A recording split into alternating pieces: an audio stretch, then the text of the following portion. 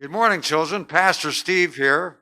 How do you like my homemade mask? A friend of mine made this for me, but I tied such a good knot, I can't untie it. I don't hope you don't ever have that problem. We're all experiencing this pandemic with the COVID in different ways. Some of you are able to go to school. Some of you are going to school some of the time and staying at home the rest of the time. Some of you haven't been able to go to school. But I bet there's one thing that we all have in common. When was the last time you went on a trip? I know a man who's in his mid 70s now. He has been going to the same lake up in Canada for 70 years. And last summer was the first time that he couldn't take his family to Canada. You probably had to cancel a family vacation too, and how much a lot of us would love to travel. I have a deal for you. You can join us on a virtual journey this Lenten season. Lent begins this coming Wednesday when we worship at a service called Ash Wednesday, because some worshipers put the sign of the cross on their forehead with ashes. Maybe you'll do that with your family worshiping at home. And we're going to do this journey to Jerusalem, and we're going to follow Jesus' footsteps. Jesus started up here near the Sea of Galilee, and then he made his way down the Jordan River until he arrived at Jerusalem.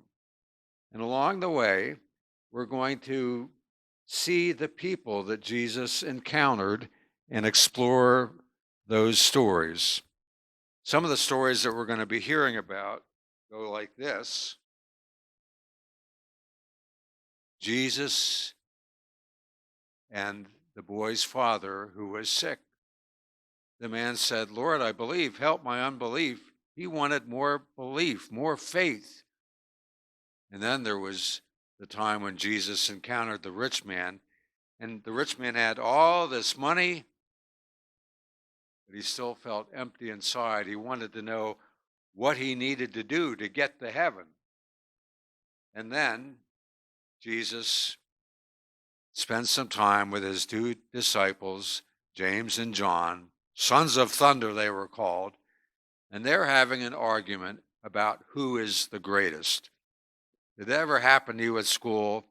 Somebody's bragging and says, "I'm better than you are. I'm smarter than you are. I'm faster than you are. I'm taller than you are. I can throw a ball farther than you can." There are a lot of people who like to brag and say, "I am the greatest." We'll find out what Jesus has to say about being great. And then Jesus met a man named Bartimaeus, and Bartimaeus was blind until Jesus healed him.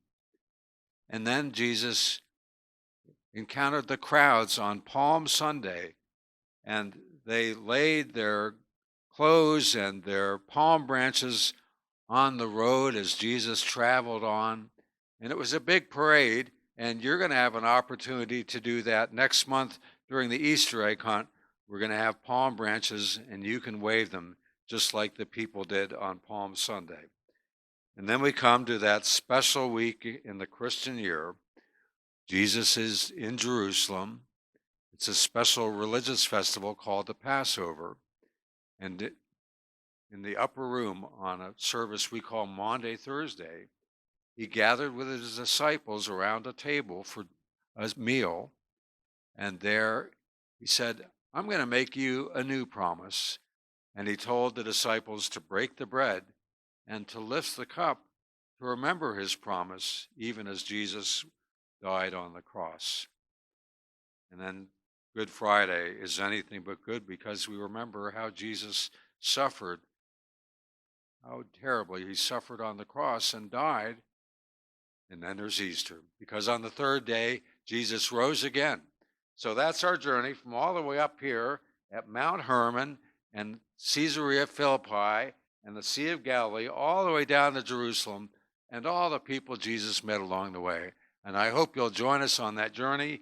You'll be getting this map in the mail so that you can follow along and take part in our trip. Have a prayer with me. I'll say a phrase and then you can repeat after me. Dear Jesus, thank you for making the journey, for going to Jerusalem, for allowing yourself to be arrested, for putting up with the hurt that others put on you, for suffering for us, for hanging on the cross to die. Because all these things led to your being raised again from the dead, and we know that we too can live with you forever in this life and in the life to come. And all God's children said, Amen.